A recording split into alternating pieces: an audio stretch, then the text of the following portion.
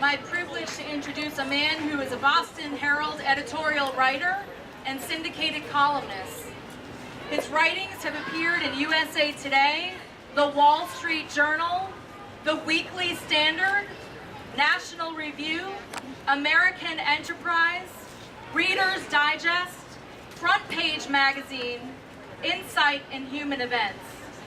He is the author of 2 books, A Jewish Conservative Looks at Pagan America and Who's Afraid of the Religious Right. Please welcome Mr. Don Fader.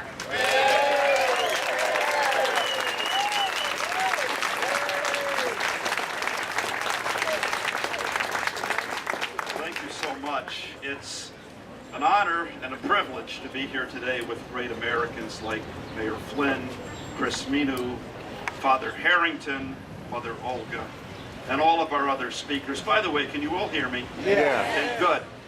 Good. I hate yelling. Unless it's at my grandchildren.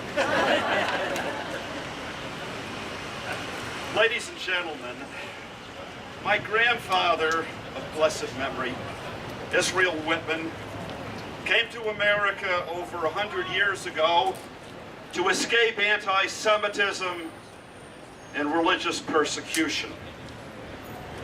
He found streets lined not with gold, but with something far more valuable: human rights. We are here today to confront discrimination and persecution of a different kind. Ladies and gentlemen, religious liberty is our most precious possession.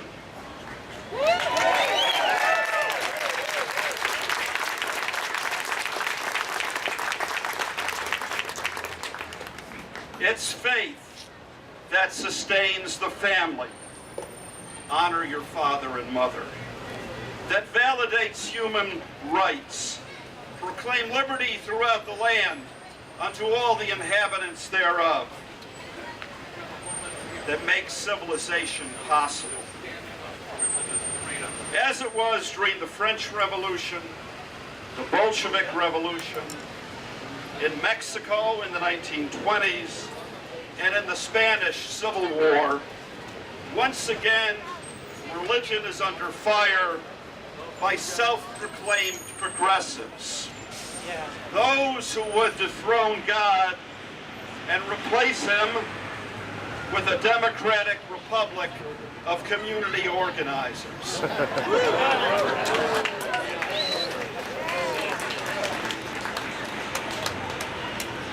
Remember, my friends, what starts small with a mandate often ends in repression, bloodshed, and terror.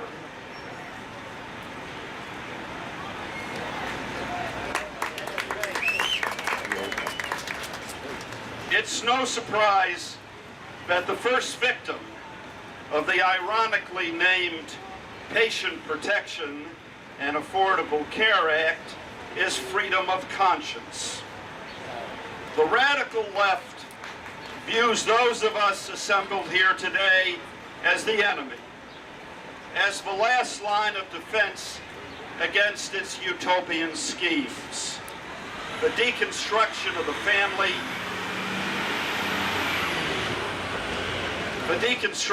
family, coercive population control, sexual anarchy, and an anti-life ethic.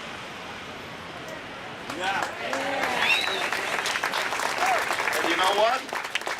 They are absolutely right.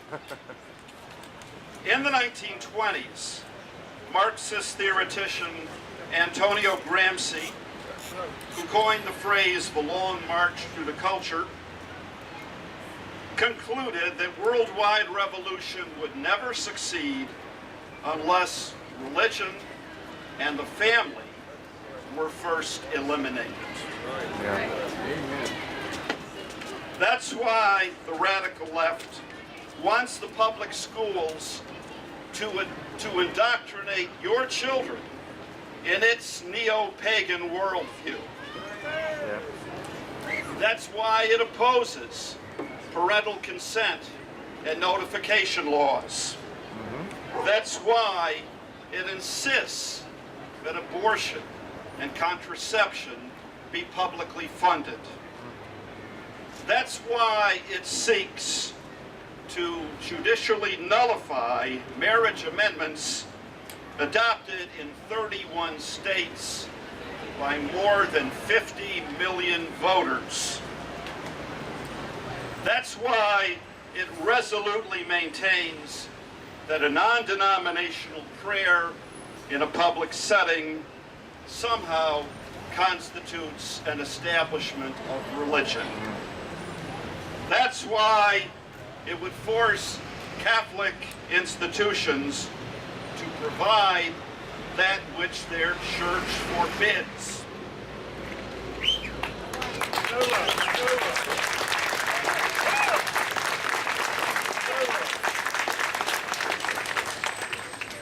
My friends, in this fight, we all must stand together. This isn't an attack on the Catholic Church or on Christianity. It's an assault on the foundation of American exceptionalism.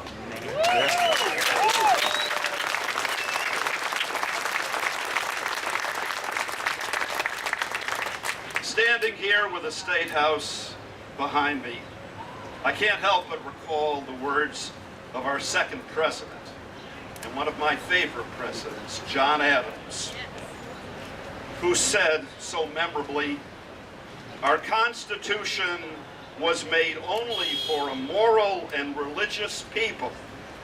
It is wholly inadequate to the government of any other." First, morality and religion fall, then our constitutional republic is replaced by a government that rests on different principles. Principles that my grandfather fled from over 100 years ago.